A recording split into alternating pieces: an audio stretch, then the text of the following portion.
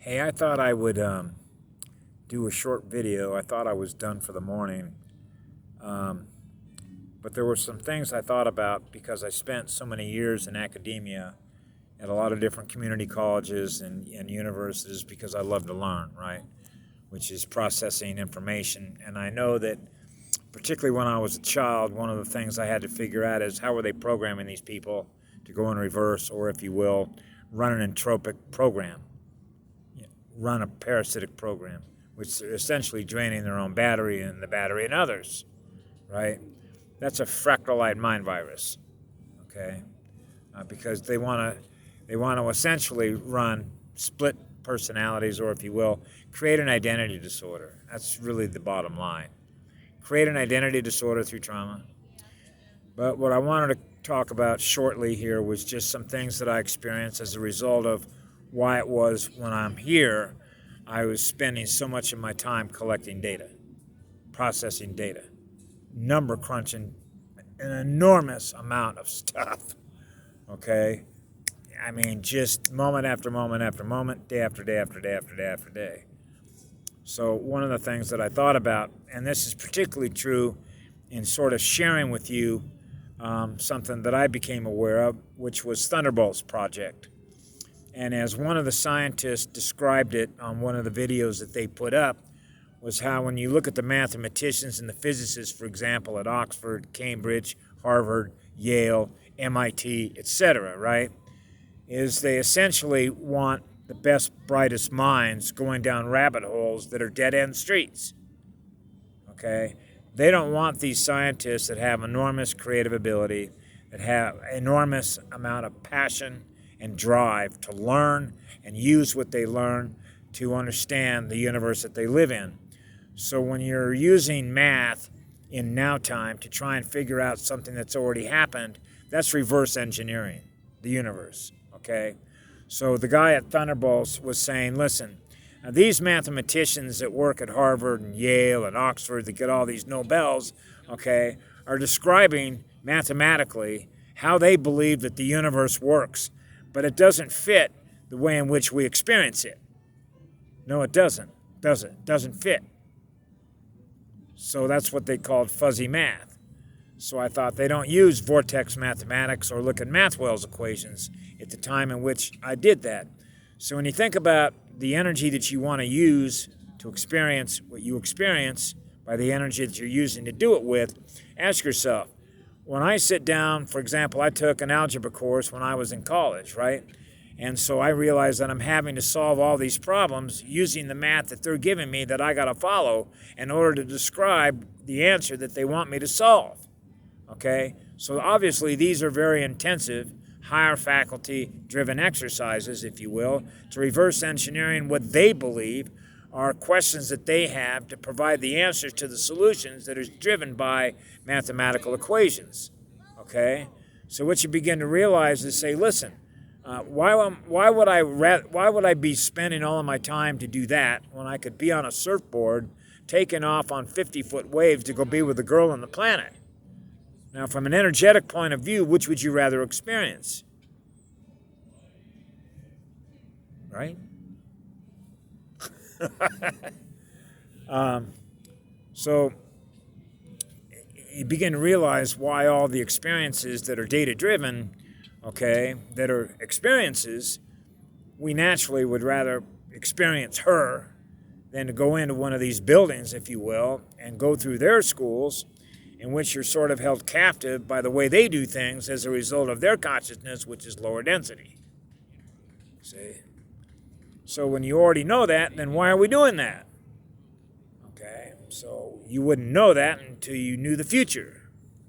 So you got to collect all the data, which represents causality, which is a complete data analysis of how they were running this particular program here, in which people were doing things that doesn't serve them. Right? So if you want to look at all the data to see whether or not we are doing things that don't serve us, then all you got to do is look at the data, for example, on the Radiation Graphics Room, which is a Facebook group that Patty put up. Look at all the data. Look at all the radiation graphic data. And you'll begin to realize, why are they releasing all this radiation? Well, go look at the Super Soldier program. Okay? Get into all the Jason Bourne stuff. Okay? One of the reasons that the cosmos has a natural order of things is where they try to use data that's based on chromosome data in order to give superhuman abilities, like the master race, right? And it goes inert. Which means the data is not going to work for them, because they're trying to use the data in ways that don't serve the cosmos. So the cosmos knows how to take care of itself, to prevent Frankensteins from doing things they have no business doing. So when you realize as a child, we got a lot of Frankensteins here that are fucking with nature. Leave it alone. Sort of like leave no trace. I was impressed, actually, when the Forest Service came out with a leave no trace policy. So I thought, I wonder how many beings can come into this biosphere, okay, that she's running, and leave with no trace, which means you're from some other universe. You came in here to visit the beauty of being with this goddess, and you didn't do any damage. Wow. So we measure everything based on what? How we use our state of consciousness, which represents what energy is, to experience who we are in relation to everything else that is. Aware of itself. So when you are aware of something and you are energy, what do you use your energy to experience other parts of the cosmos? Because you're bringing your vibrational energy into that realm.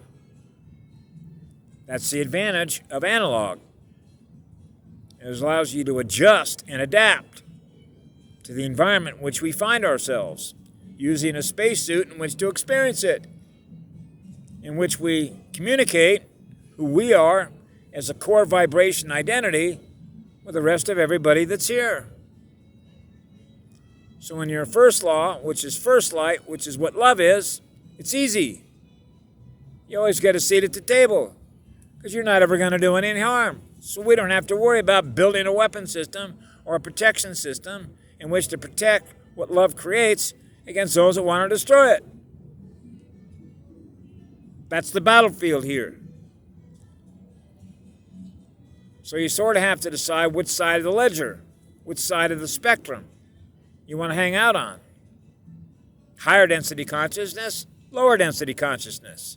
You want to experience more of what the light created, or you want to experience less? Heavier density. So that's your free will.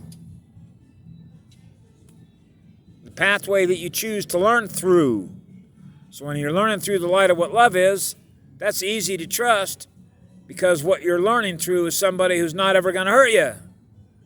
That means they're thinking about what's in your best interests, because we already have everything we need. Because the energy that we are goes on forever. That's what it means to be loving, living spirit. That's why it's easy to know that we hold all life sacred. That's a first law nation Indian. That's why they were designated as the peacekeepers, the healers, and the teachers down here. We're native to the realm. Welcome to planet Earth. The Indians are the ambassadors. We live through our heart. We live in peace. We live in harmony with everything that's in nature. Why is that? Because this is our home. We take care of our home. So when you come in here and you see how wrecked it got, you begin to realize we didn't do this to ourselves. Okay? These are other beings that are here that did this. That's pretty self-evident. All you got to do is look around and observe how people behave. You begin to realize who's who. So that's why when he said, we're going to drain the swamp, okay, we're draining the wrecking balls, the universe killers, because that's what they are. It's a state of consciousness that has no love, no compassion, and no empathy. Which means that's a state of consciousness that does not serve the cosmos, does it? Nope. And it certainly is not in the best interest of its own self either, is it? Nope. which means the only way that it knows that it can continue to reproduce at a rate at which it can sustain what it is aware of, which is its species, is to continue to do what? Conquer more worlds, strip more resources, gain more control. So at some point, somebody's got to put the foot down, because now we get into numbers. How many souls are we willing to accept as okay to be destroyed and used as food? Get the picture? Because that's how we measure how much love we have, how much light we're running on, how much light we can bring to bear on the problem. That's why certain communications that I got over the last couple of years inform me of those decisions.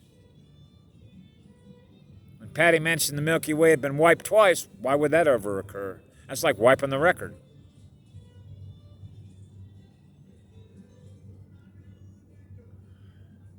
So anyway, have a beautiful day. The sun is out. The energies are up. The sky was blue yesterday. Boy, was that cool. Cool colors. I hope you're all running cool colors, because you're running on a hot furnace. Have a great day with a hot furnace.